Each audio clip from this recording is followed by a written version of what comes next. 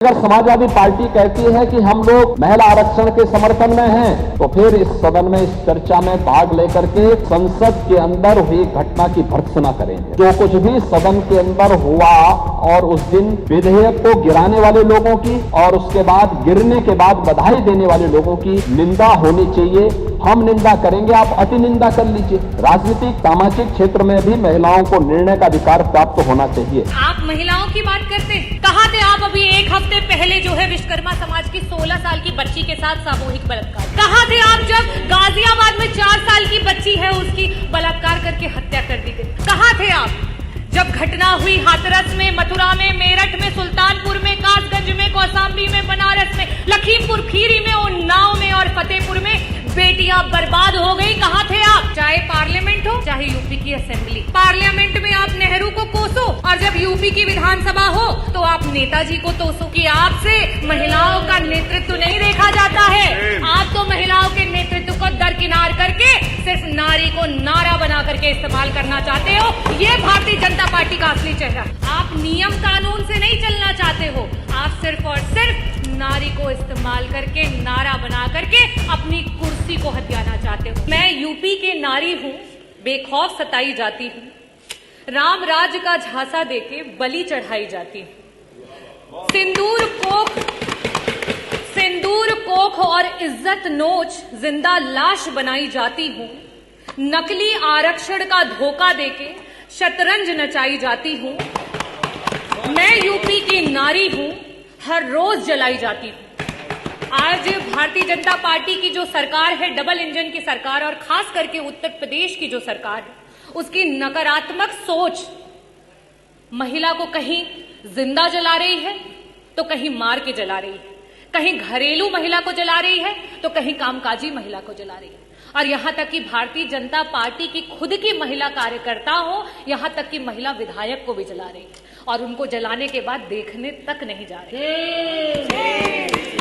मैं पूरे सदन की तरफ से माननीय विधायक अनुपमा जायसवाल जी जल्दी स्वस्थ हों, उसकी कामना करती हूं और ये भी कहना चाहती हूं कि जिस भारतीय जनता पार्टी ने उत्तर प्रदेश के पूर्व मुख्यमंत्री जी की स्वर्गीय मां को भी अपनी गंदी राजनीति में खींचने से नहीं छोड़ा, वो सबसे पहले गए, क्योंकि वो असली महिला का सम्मान जानते हैं और समाजवादी पार्टी असली महिला का सम्मान जानती है। और उसके बाद भारतीय जनता पार्टी के 2 डिप्टी सीएम उनके बाद जाते हैं अपनी महिला विधायक को देखने के लिए, और यही है आपका नारी वंदन। मैं जो सरकार, भारतीय जनता पार्टी की सरकार महिला की सुरक्षा की बात करती है, महिला की सुरक्षा के नाम पर जीरो है और जब बड़ी बड़ी बातें करनी होती हैं तो हीरो हैं।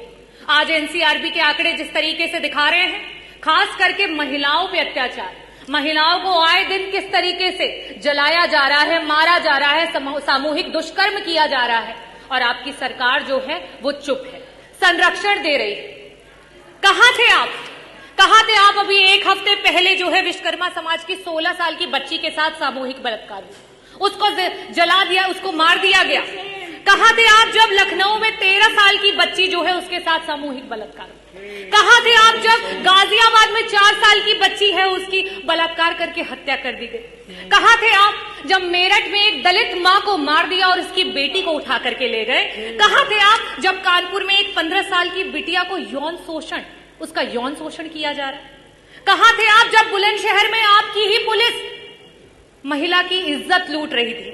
कहाँ थे आप जब घटना हुई हाथरस में, मथुरा में, मेरठ में, सुल्तानपुर में, कासगंज में, कौशाम्बी में, बनारस में, लखीमपुर खीरी में, उन्नाव में और फतेहपुर में बेटियां बर्बाद हो गई? कहाँ थे आप? अगर इन परिवारों को किसी ने मदद पहुंचाई तो समाजवादी पार्टी ने पहुंचाई, अगर वहां कोई पहुंचा तो समाजवादी पार्टी के राष्ट्रीय अध्यक्ष श्री अखिलेश यादव जी को। चाहे पार्लियामेंट हो चाहे यूपी की असेंबली, पार्लियामेंट में आप नेहरू को कोसो और जब यूपी की विधानसभा हो तो आप नेताजी को तोसो। और क्यों? क्योंकि आपका तो यही धंधा है, क्योंकि आपका तो सारा काम मंदा है। नेताजी ने उस सोच को आगे बढ़ाया कि पंचायत चुनाव में 33% का आरक्षण ला करके महिलाओं को पंचायत में ब्लॉक प्रमुख से लेकर के जिला पंचायत अध्यक्ष से लेकर के प्रधान से लेकर के बीडीसी की कुर्सियों पर बिठाया। लेकिन आप क्या कर रहे हो? वो 33% का आरक्षण पा करके जो महिलाएं हमारी नेतृत्व कर रही थी, उस चुनाव को ही टाल दिया, क्योंकि आपसे महिलाओं का नेतृत्व नहीं देखा जाता है। आप तो महिलाओं के नेतृत्व को दरकिनार करके सिर्फ नारी को नारा बना करके इस्तेमाल करना चाहते हो। ये भारतीय जनता पार्टी का असली चेहरा है। आप इस सदन में जो बैठी महिलाएं हैं, जो उधर बैठी हैं, जो इधर बैठी हैं, आप जब उन्हें एक समान नेत्रों से नहीं देख पा रहे हैं, तो हम धरातल की क्या बात करें। 1 ट्रिलियन इकोनॉमी की बात करने वाली सरकार, और जब इसी सदन में सत्ता पक्ष और विपक्ष की महिलाओं को जिस समय त्वरित के विकास के कार्यों की निधि देने की बात होती है, तो वहां पे आपके 5-5 करोड़ की धनराशियां जाती हैं, और विपक्ष के जो विधायक हैं उनके बजट काट लिए जाते हैं। क्या ये उनके विधायक क्षेत्र, विधानसभा के क्षेत्रों की आधी आबादी का अपमान नहीं है? क्या उनको विकास का अधिकार नहीं है? ये है आपका झूठा नारी वंदन और नारी अभिनंदन। और आप महिलाओं की बात करते हैं। आज रोडों पे आशाएं रो रही हैं, आज रोडों पे समूह की बहनें रो रही हैं, आज रोडों पे आंगनवाड़ी की महिलाएं रो रही हैं, आज हमारी रसोइयां रो रही हैं, आज हमारी पंचायत सहायक रो रही हैं, आज महिलाएं, जो युवा महिलाएं हैं, वो नौकरी का इंतजार करते करते रो रही हैं, और आप महिला वंदन की बात करते हैं।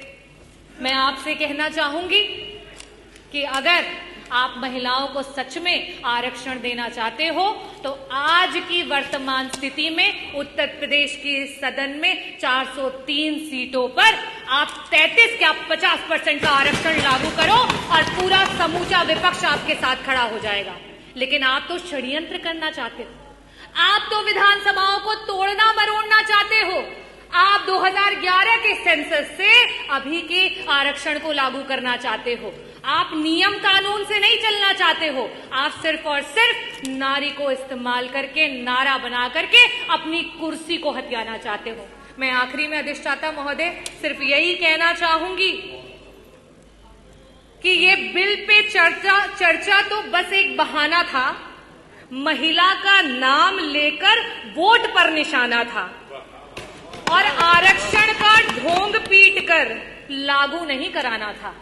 और हम समाजवादी पार्टी के लोग हमेशा से महिलाओं के हितैषी रहे हैं, महिलाओं को आगे बढ़ाने की बात करते हैं, महिलाओं की बराबरी की बात करते हैं। अगर एक दलित महिला और आदिवासी महिला को और अगड़ी महिला को अधिकार है, तो एक ओबीसी समाज की महिला को भी अधिकार है, एक अल्पसंख्यक समाज की महिला को भी अधिकार है कि उच्च सदन में जाकर के बैठे। लेकिन आपके षड्यंत्र और मंसूबे, और जो भारतीय जनता पार्टी ने करने का प्रयास किया है, माननीय अधिष्ठाता महोदय, अभी तो 8 मिनट हुए भी नहीं, पूरा कर लेने 7 मिनट। कि अभी अच्छा, करिए जल्दी करिए। जो नैरेटिव सेट करने का प्रयास किया है, वो नैरेटिव धरातल पर फेल हो गया है, और 2027 में पीडीए की जो ए है आधी आबादी, वो बढ़ चढ़ करके आपको आईना दिखाएगी, और 2027 में समाजवादियों की